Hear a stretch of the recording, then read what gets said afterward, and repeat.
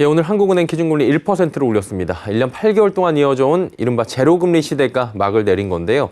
당장의 금리 수준보다는 금리 상승 흐름이 어디까지 갈 것이냐, 이 부분이 관심사가 큽니다.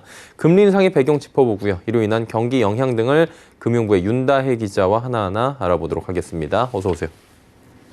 기준금리가 인상됐는데 사실은 인상한다는 전망은 굉장히 우세했잖아요. 인상 배경부터 먼저 좀 설명해 주시죠. 네, 그동안 이주열 한은 총재가 수차례 기준금리 인상 가능성을 시사해 오면서 이번 기준금리 인상은 점쳐 있었습니다.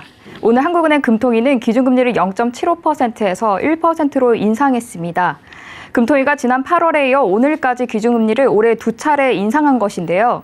이주열 총재는 과도하게 낮아진 기준금리의 정상화 과정은 당연히 필요하다며 인상이 아니라 정상화라고 강조했습니다. 결정 배경에는 미국 연방준비제도의 금리 인상, 미국의 자산 매입 축소, 즉 테이퍼링이죠. 이런 다양한 요인이 작용했지만 물가 상승과 가계부채 증가가 가장 큰 원인입니다.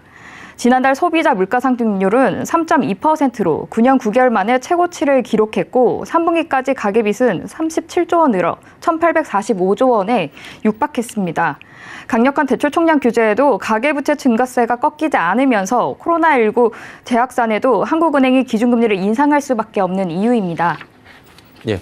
일단 물가, 가계부채 상황을 보면은 금리 인상 결정은 수긍이 갑니다. 일단은 이렇게 금리를 통해서 잡아야 된다라는 부분인 건데 문제는 코로나19거든요. 경기 회복이 지금 완전히 되지 않은 상황에서 금리 인상이 되다 보니까 자영업자나 지금 저신용자들 힘들어지고 경기 침체 우려도 나오고 있는데 이 부분은 어떻습니까?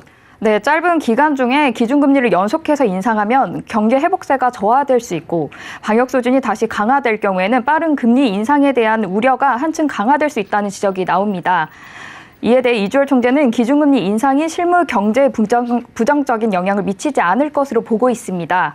이 총재는 정부의 방역 대책이 과거와 같이 강도 높은 이동 제한이나 영업 제한 조치를 취하기보단 경제활동을 어느 정도 유지하는 범위 내에서 방역 지침을 강화하는 쪽으로 갈 것으로 보고 있다면서 현재 금융 경제 여건을 감안할 때 이번 인상으로 인해 경기 회복이 크게 제약받지는 않을 것으로 보고 있습니다.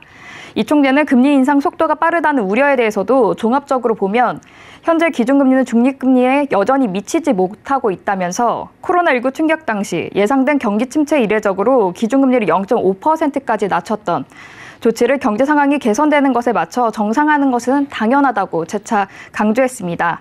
한은은 올해와 내년 경제 성장률 전망치는 각각 4%와 3%로 유지했지만 소비자 물가 상승률 전망치는 기존 2.1%에서 2.3%로 상향 조정했습니다.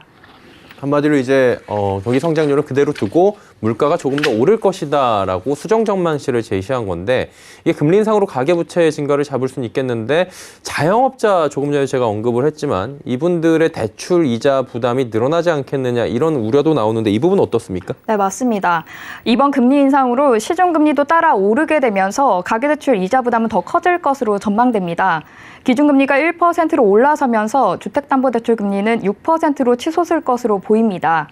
기준금리가 0.75%에서 주담대 최고금리가 연 5%를 넘어섰기 때문입니다.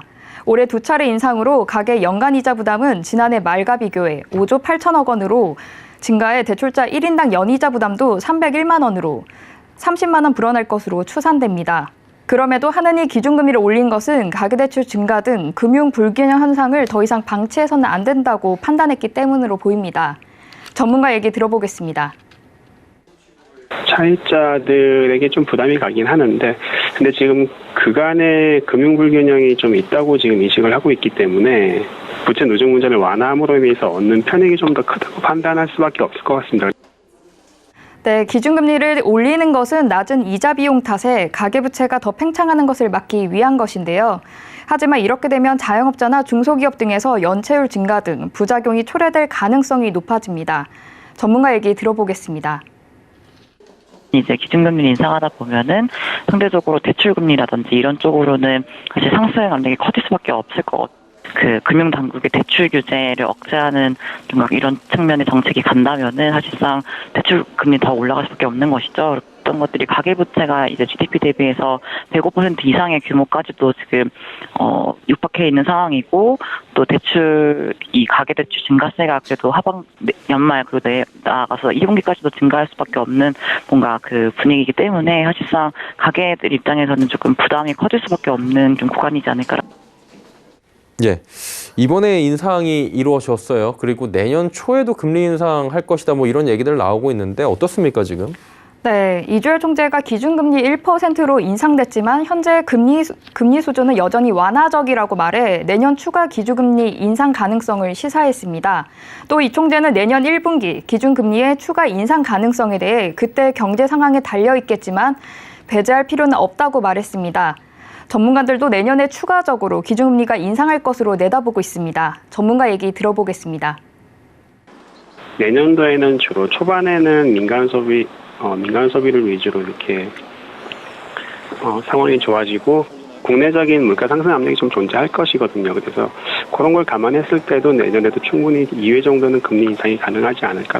향후 전망으로 봤을 때 저희가 내년도에도 뭐 3% 초반 정도의 그 양호한 경제 수준이기 때문에 어느 정도까지는 이제 추진할 수 있고. 이런 한국은행의 기준금리 인상의 기조가 사실 이번에 끝나는 것이 아니라 내년 1분기 또는 더 나아가서 내년 또 한두 차례 더 이상의 금리 인상으로 이어질 수 있기 때문에 네, 일각에서는 내년 3월에 대통령 선거가 있기 때문에 그전까지는 금리에 손을 대기 어렵지 않겠냐는 시각도 있는데요. 이 총재는 이런 전망에 강하게 선을 그었습니다. 이 총재는 기준금리 결정은 금융 상황을 보고 판단하는 것이지 정치적 고려를 하는 것은 아니다며 정치 일정이라든가 총재 임기 같은 것을 결부시켜 얘기하지만 어디까지나 경제적 고려지 정치적 고려를 하는 것은 바람직하지 않다고 밝혔습니다. 예, 향후 금리의 방향성까지 짚어봤습니다. 윤다혜 기자였습니다. 고맙습니다.